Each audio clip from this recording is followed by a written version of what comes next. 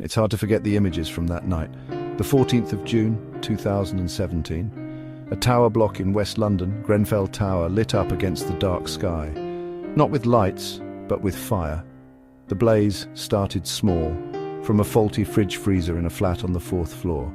But it didn't stay small. It raced up the outside of the building, engulfing the tower in a way no one thought was possible. The human cost was staggering. 72 people lost their lives, men, women, and children. Entire families were wiped out. They were ordinary people living their lives who went to bed that night thinking they were safe in their own homes. The fire didn't just destroy a building. It shattered a community and exposed a deep wound in our society.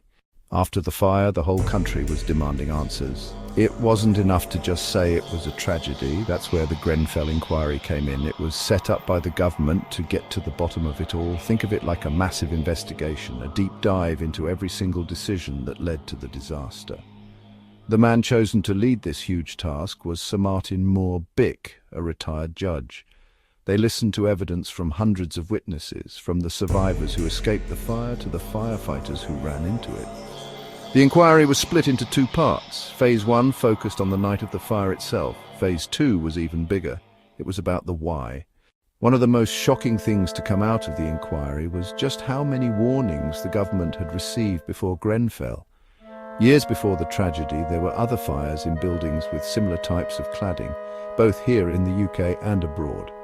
But the inquiry found that these warnings fell on deaf ears. They were met with delay, inaction, and what was described as an institutional inertia.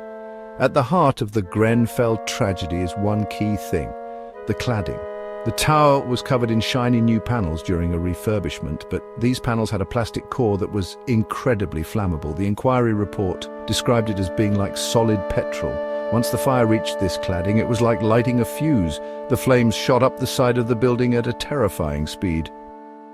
The Grenfell inquiry didn't just point fingers at the government, it laid out a devastating chain of blame involving all the private companies.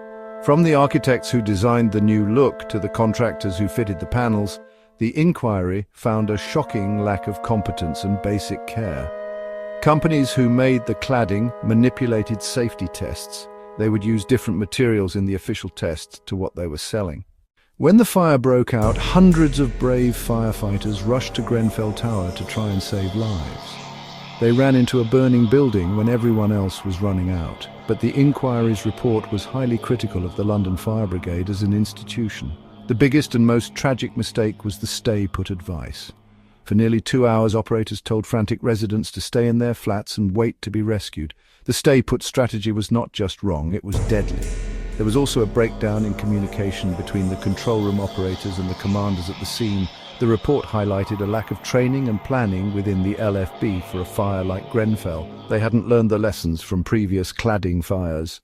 After years of investigation, the Grenfell inquiry's final report is not just a document of blame, it's a blueprint for change. A key recommendation is a complete overhaul of building regulations. The report calls for confusing rules to be ripped up and replaced with a clearer system. It demands a ban on combustible materials, not just on high-rise residential buildings, but on hospitals and schools too. The report calls for much greater accountability. It recommends the creation of a new national regulator for construction safety. For the residents, the report recommends giving them a much stronger voice, ending the culture of dismissal that was so prevalent at Grenfell.